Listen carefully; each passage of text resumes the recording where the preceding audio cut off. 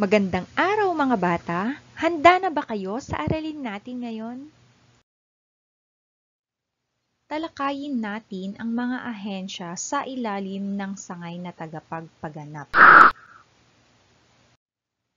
Ang bawat kagawaran ay pinamumunuan ng isang kalihim na katulong ng Pangulo sa pagpapatupad ng mga pambansang programa at proyekto. Narito ang mga kagawaran ng pamahalaan. DA, Department of Agriculture, Kagawaran ng Agrikultura. Ito ang nangangasiwa sa mga usapin at programa hinggil sa agrikultura ng bansa.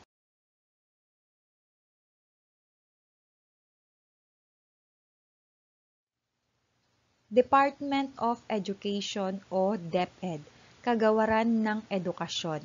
Ito ang nangangasiwa at nagpapatupad ng mga programa sa edukasyon sa bansa, maging publiko man o pribadong paaralan. Department of Labor and Employment o DOLE, Kagawaran ng Paggawa at Empleyo.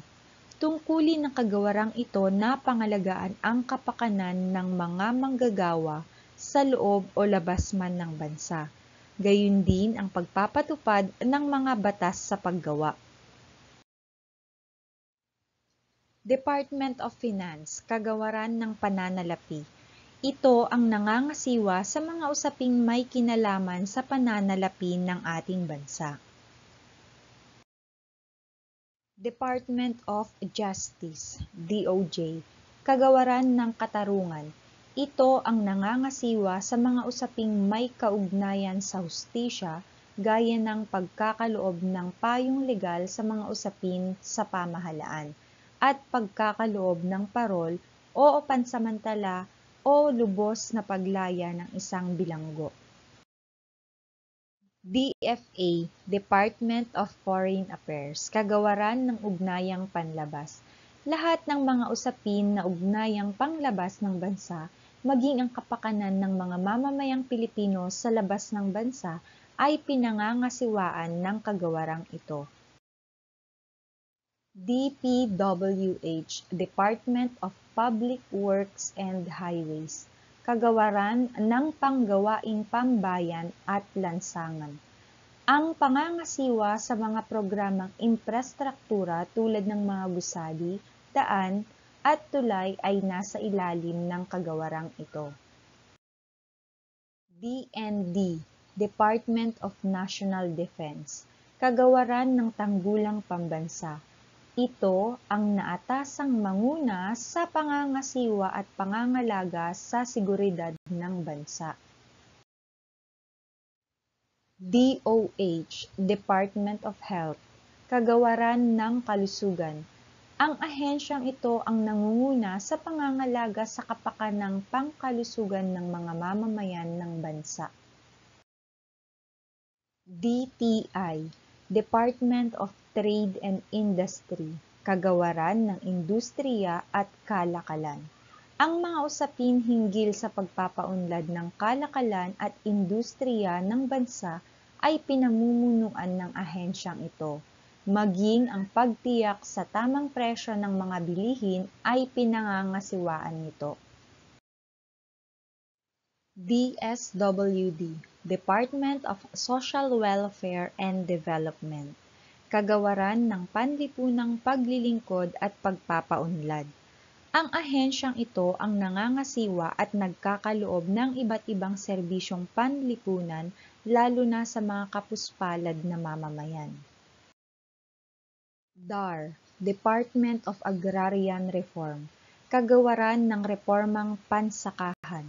Ipinatutupad ng ahensyang ito ang mga programa ng pamahalaan tungkol sa mga reformang agraryo. DENR, Department of Environment and Natural Resources, Kagawaran ng Likas na Yaman at Kapaligiran. Kabilang sa mga gawain ng ahensyang ito ang pagtiyak na napangangalagaan ang mga likas na yaman ng bansa.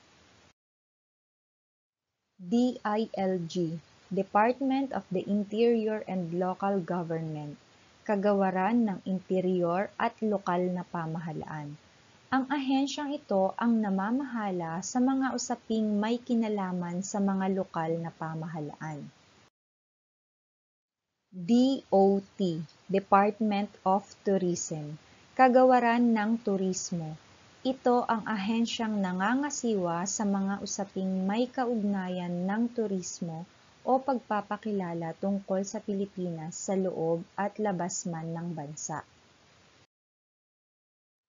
DOTC, Department of Transportation and Communication, Kagawaran ng Transportasyon at Komunikasyon.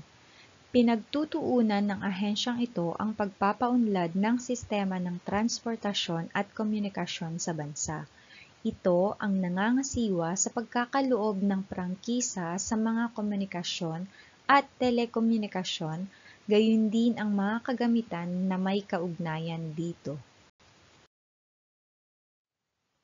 DOE, Department of Energy, Kagawaran ng Enerhiya. Ito ang kagawaran na nangangasiwa sa tiyak na pagkakaroon ng sapat na tustos ng kuryente sa bansa. Minamatyagan din nito ang presyo ng langis sa pandaigdigang pamilihan. DBM, Department of Budget and Management, Kagawaran ng Budget at Pamamahala. Ang pamamahala sa tamang paggastos ng pamahalaan sa kaban nito ang pangunahing gawain ng ahensyang ito. Nababatay ang gawain ito sa batas sa pambansang gastusin ng pamahalaan o ang General Appropriations Act. Maraming salamat sa inyong pakikinig at hanggang sa muli nating talakayan.